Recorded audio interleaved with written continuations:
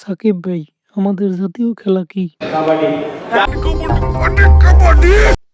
Hello ইউটিউববাসী, আমি তোমাদেরই ভালোবাসি, তাই তো শত ব্যস্ততার মাঝেও দম ফেরার সময়টুকু না থাকা সত্ত্বেও তোমাদের মাঝে হাজির হয়েছি।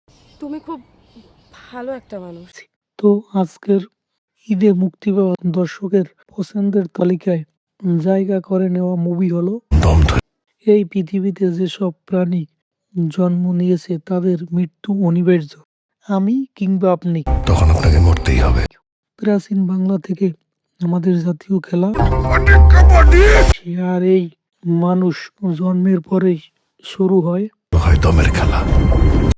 গুরুজনরা বলেন দমটাকে আপনি উপরে উঠান।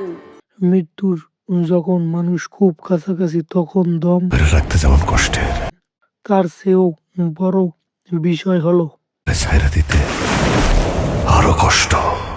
দম মুভিতে দেখানো হয়েছে নূরকে একটি সন্ত্রাসী গোষ্ঠী তুলে নিয়ে আসছে এবং তাকে হত্যা করার পরিকল্পনা করছে।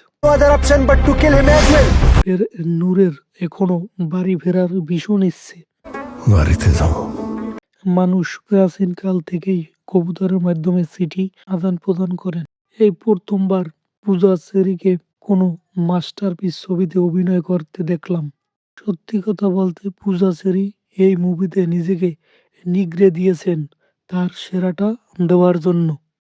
1 কোটি। অনেকদিন পর চঞ্চল চৌধুরীকে দেখলাম, ভালো লাগলো।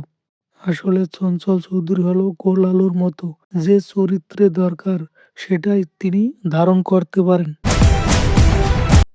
এই মুভির সবচেয়ে আকর্ষণীয় ডায়লগটা হলো মুসলমান কা বাচ্চা বুকে প্রচন্ড সাহস নিয়ে সে বলে উঠল। গুলি করো। মুভিটি পরিচালনা করেছেন হৃদয়ন রনি। দীর্ঘ 10 বছর পর সে আবার মুভি নিয়ে হাজির হয়েছে। তো মুভিটা যে এবার অন্যরকম হয়েছে তা নিঃসন্দেহেই বলা যায়।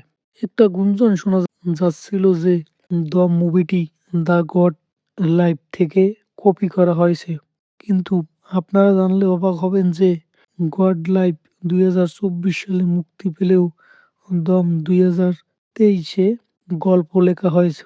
তো আজকের ভিডিওটি এই পর্যন্তই। ভিডিওটি ভালো লাগলে দম নিয়ে সামাজিক কাজ করেন। ধন্যবাদ।